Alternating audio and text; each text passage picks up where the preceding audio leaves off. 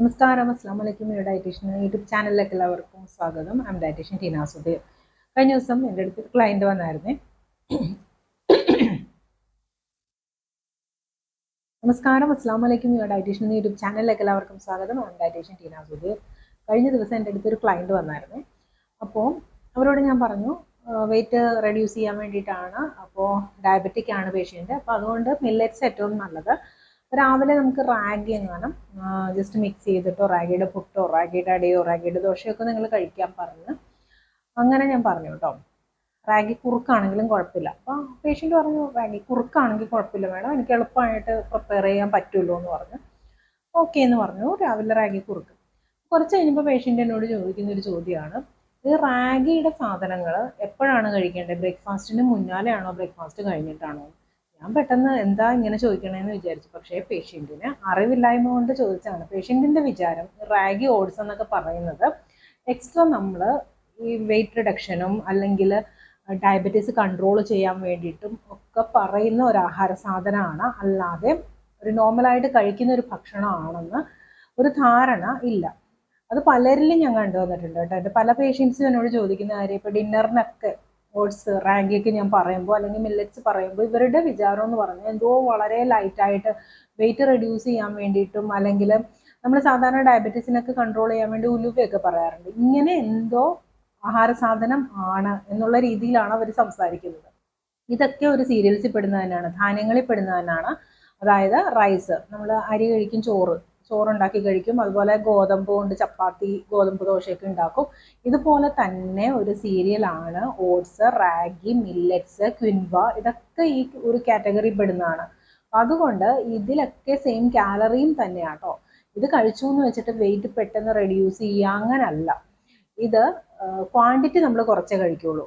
ആകെ oats use ചെയ്യുകയാണെങ്കിൽ ഒരു 2 സ്പൂണോ അല്ലെങ്കിൽ 3 സ്പൂണോ യൂസ് ചെയ്യും. റൈസ് അങ്ങനല്ലല്ലോ.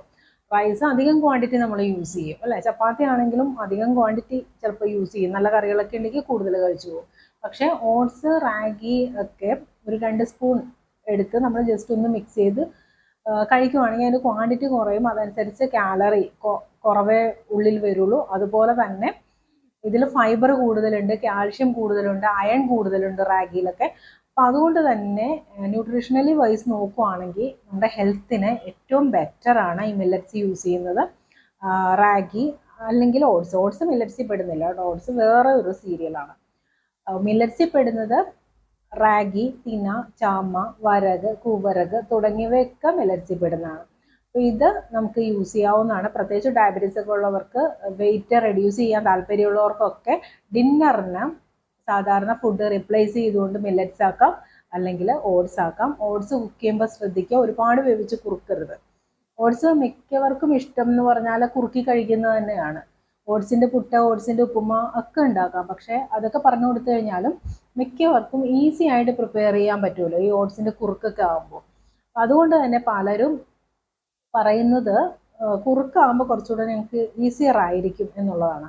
ബ്രേക്ക്ഫാസ്റ്റിന് തന്നെയാണെങ്കിലും ഇപ്പോൾ ഒട്ടും സമയമില്ലാത്ത ഓഫീസ് ഗോയിങ് ലേഡീസിനാണെങ്കിലും പ്രവാസികൾക്ക്, ഗൾഫിലുള്ളവർക്കൊക്കെ രാവിലെ പെട്ടെന്ന് എഴുന്നേറ്റ് ജോലിക്ക് പോകേണ്ട അവസ്ഥ വരുന്നുണ്ട്.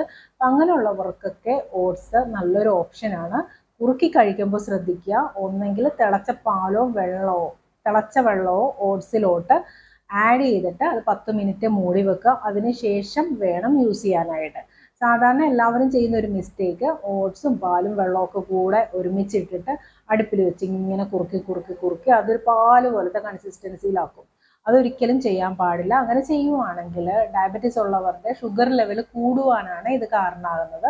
അതുപോലെ തന്നെ വെയിറ്റ് റെഡ്യൂസ് ചെയ്യത്തില്ല, വെയിറ്റ് കൂട്ടുകയും ചെയ്യും. നമ്മൾ 2 തരത്തിൽ ഓട്സ് പറയും. ഓട്സ് അധികം കുക്ക് ചെയ്തിട്ട് യൂസ് ചെയ്യാൻ പറയുന്നത് വെയിറ്റ് കൂട്ടാനുള്ളവർക്ക് പറയാറുണ്ട്.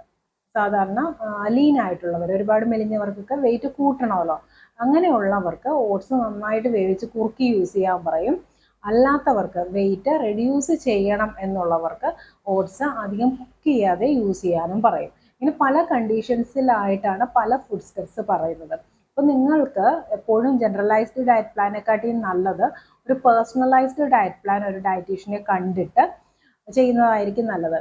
കാരണം പലർക്കും പലതരത്തിലുള്ള ഫുഡിനോട് അലർജിക്ക് ഉള്ളവരുണ്ടാവും, പലതരത്തിൽ ഭക്ഷണം റിയാക്ഷൻസ് ഉള്ളവരുണ്ടാവും, ചിലർക്ക് ചില ഫുഡ് സ്റ്റഫ്സ് ഇഷ്ടമല്ലാത്തവരുണ്ടാവും, ഇങ്ങനെ പല കണ്ടീഷൻസ് ഉണ്ടാവും. അപ്പോൾ എന്താ ചെയ്യേണ്ടതെന്ന് വെച്ചാൽ ഒരു ഡയറ്റീഷ്യനെ കണ്ട് മാത്രം ഡയറ്റ് പ്ലാൻ ചെയ്ത് കറക്റ്റായിട്ട് അത് ഫോളോ ചെയ്യാനായിട്ട് ശ്രദ്ധിക്കാം. അപ്പോൾ ഞാൻ പറഞ്ഞു വന്നതെന്ന് പറഞ്ഞാൽ ഓട്സ്, അതുപോലെ റാഗി, മില്ലറ്റ്സ്, ക്വിൻവ ഒക്കെ സീരിയൽസ് തന്നെയാണ്. അത് അഡീഷണലായിട്ട് വെയിറ്റ് കുറയ്ക്കാനോ അല്ലെങ്കിൽ അഡീഷണലായിട്ട് ഷുഗർ കുറയ്ക്കാനോ കൊളസ്ട്രോൾ കുറയ്ക്കാനോ ഒന്നും തരുന്ന ഒരു ആഹാര സാധനം അല്ല. ഇന്നത്തെ വീഡിയോ എല്ലാവർക്കും ഇഷ്ടമായെന്ന് കരുതുന്നു. ഇനി ഞാൻ ഓൺലൈൻ കൺസൾട്ടേഷൻ ചെയ്യുന്നുണ്ട്. ആർക്കെങ്കിലും പേഴ്സണലൈസ്ഡ് ഡയറ്റ് പ്ലാൻ വേണമെന്നുണ്ടെങ്കിൽ tinasudeer@gmail.com എന്ന മെയിൽ ID യിലോട്ട് മെയിൽ അയച്ചു കഴിഞ്ഞാൽ ഞാൻ ഉടനെ റിപ്ലൈ തരുന്നതായിരിക്കും. നന്ദി, നമസ്കാരം.